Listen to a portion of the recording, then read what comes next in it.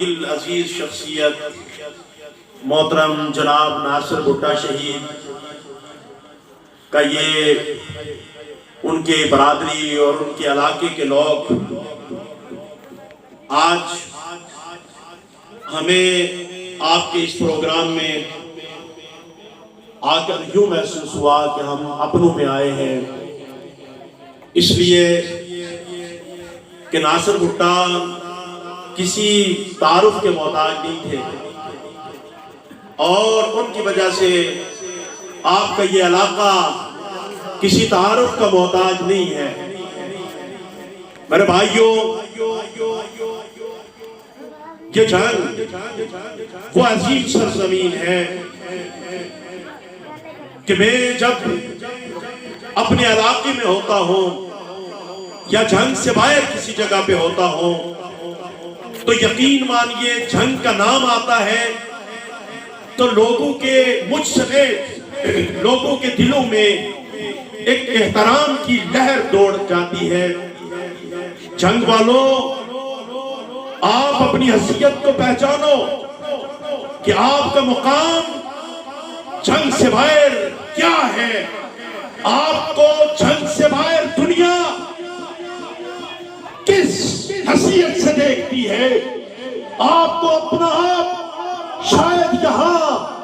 اپنی حیثیت کو محسوس نہیں ہوتی، لیکن جنگ کے باسیوں ہم سے پوچھو کہ ہم آپ کو غیرت مند قوم کے نام سے جانتے ہیں، ہم آپ کو حقو قوم کے نام سے جانتے ہیں۔ جنگ کے باسیوں ہم آپ کو اس حیثیت سے جانتے ہیں کہ آپ ہی کی سرزمین سے تعلق رکھنے والا ہمارا قائد، ہماری جماعت کا بانی، جسے تاریخ امیر عظیمت علامہ حق نواز جھنگوی کے نام سے جانتی ہے، اس نے جہاں 1985 کو دشمنان اصحاب رسول اور دشمنان دین کے خلاف آوازائے حق بلند کیا اور ایک تحریک کی بنیاد رکھی، وہاں سیاست میں اس جنگ کے عوام کو ظلم و ستمر سے نکالا، ظالم جاگیرداروں کی غلامی کی زنجیر سے باہر نکالا۔ ظالم جاگیرداروں کے خلاف اگر پورے پنجاب میں کسی نے آواز بلند کی اور ان کے پنچائے ظلم کو مروڑ ڈالا ہے تو اس کا تعلق جنگ کی سرزمین سے تھا جسے تاریخ علامہ حق نواز کے نام سے جانتی ہے۔ نعرہ تکبیر، حق نواز جھنگوی شہید، زندہ ہے جھنگوی، زندہ ہے جھنگوی۔ جنگ کے باسیوں،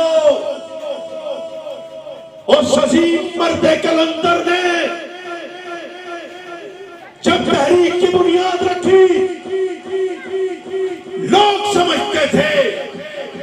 پیر سمجھتے تھے، مشائخ سمجھتے تھے، علماء سمجھتے تھے کہ یہ تو مارا جائے گا اور اس کی تحریک تو جنگ کی محلے کے گلی میں دفن ہو جائے گی، لیکن تاریخ نے یہ لکھا کہ حق نواز کا خون تو بہہ گیا، لیکن اس کے خون کی برکت سے ساحل سمندر سے لے کر کشمیر کے فلک پوش پہاڑوں پر ہر پیر و جوان کی زبان پر یہ نعرہ آیا، تیری آواز میری آواز، تیری آواز میری آواز۔ اور امیر عظیمت کی تحریک کو اس کی شہادت پر ختم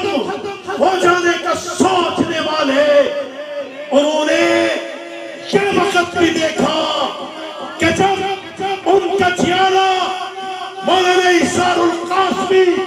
یہاں جاگیرداروں کو شکست پاش سے دو چار کر کے قومی اسمبلی میں پہنچتا ہے، سب سے کم عمر ممبر اسمبلی، وہاں پہنچ کر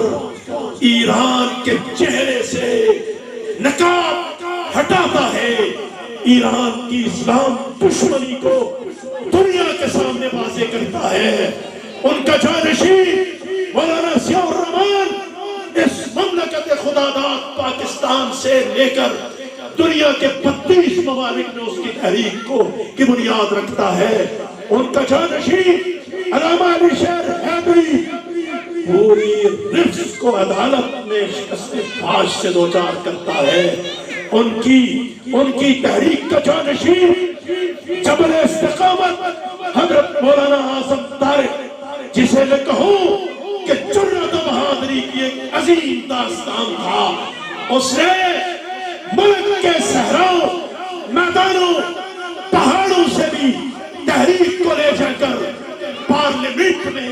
اس تحریک کی آواز کو، اس تحریک کی ترجمانی کی، اور بڑے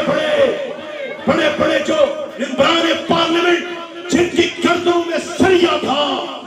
ان کی گردنوں کو جھکا کے رکھ دیا، بالآخر اس کو بھی راہ سے ہٹا دیا گیا۔ ان کا جانشین آج جو آپ کے حلقہ انتخابات سے انتخابات میں حصہ لیے ہوئے ہیں،